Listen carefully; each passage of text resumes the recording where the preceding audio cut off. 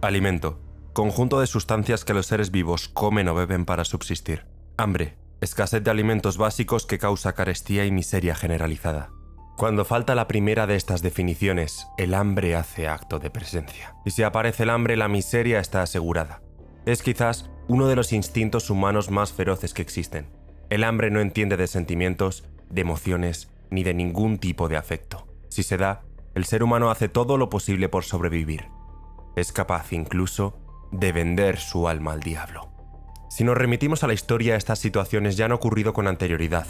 Coincidencia o no, el comunismo ha sido el principal impulsor de las mayores hambrunas del siglo XX. Pero nos centraremos en dos.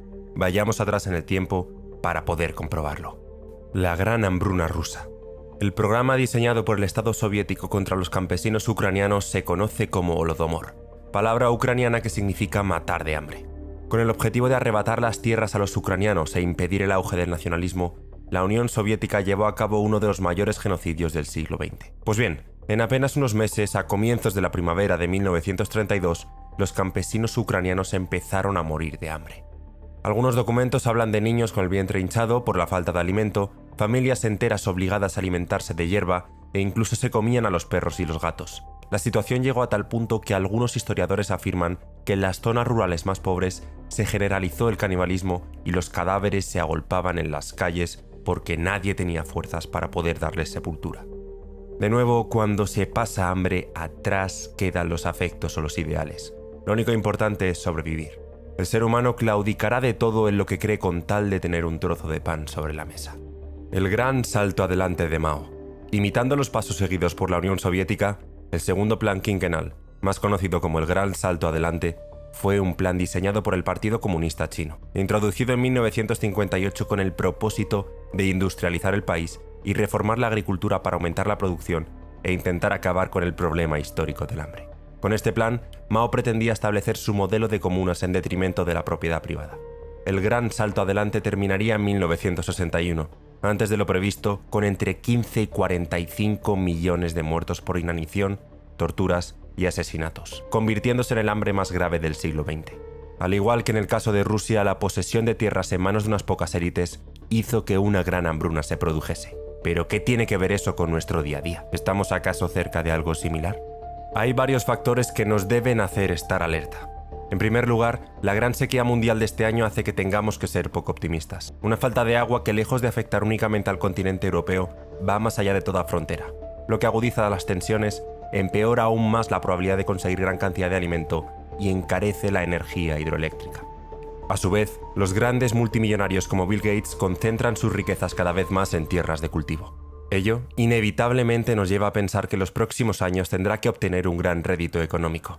Se calcula que posee más de 269.000 hectáreas y que supuestamente fueron sus asesores quienes realizaron la inversión. No obstante, es obvio que esta inversión está estrechamente relacionada con su promoción de alimentos basados en vegetales y no en carne. Ahora bien, en caso de una gran hambruna, siendo el mayor terrateniente de Estados Unidos, será él quien decidirá qué se siembra y cuánto. De este modo tendrá principalmente el control de la alimentación de gran parte del mundo, y en el caso de una subida de precios astronómica, será el gran beneficiado. Pero no se reduce solo a eso, sino que también se asegura el futuro de los biocombustibles, que requieren de extensísimas hectáreas para su utilización.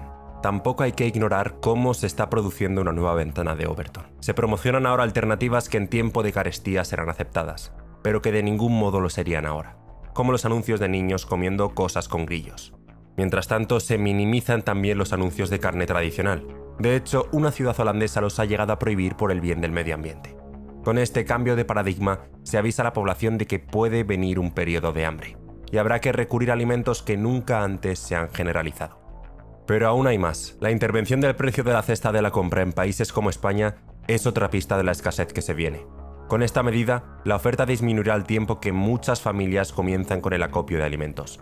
En definitiva, una bomba de relojería que nos acerca cada vez más a una cartilla de racionamiento y al mercado negro. Mientras tanto, en los Países Bajos ha comenzado una política climática que va a hacer perder su trabajo a miles de agricultores. Según los cálculos, 11.200 ganaderos se verán obligados a cerrar por el gobierno para reducir las emisiones de nitrógeno y así cumplir las normas medioambientales europeas. Otros 17.600 ganaderos tendrán que reducir la cantidad de animales que mantienen para cumplir estos objetivos climáticos. Para llevarlo a cabo, el gobierno planea obligar a los agricultores a vender sus granjas a ellos mismos. Apropiación de granjas y tierras por parte del Estado.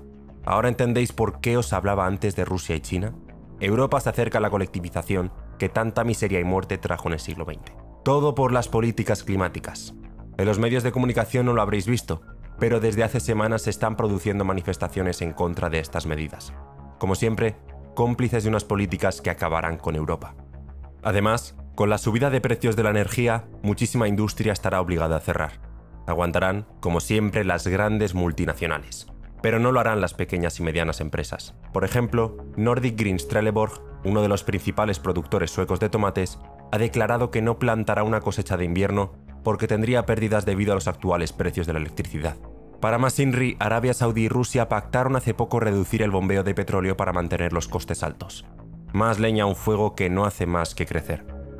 Por otro lado, los fertilizantes están en precios astronómicos, además de tener una oferta muy reducida. Recordemos que son esenciales para la agricultura y la producción de alimentos. El cloruro potásico, que proviene principalmente de Rusia y Bielorrusia, ha sufrido la consecuencia de las sanciones europeas, que actúan como un boomerang.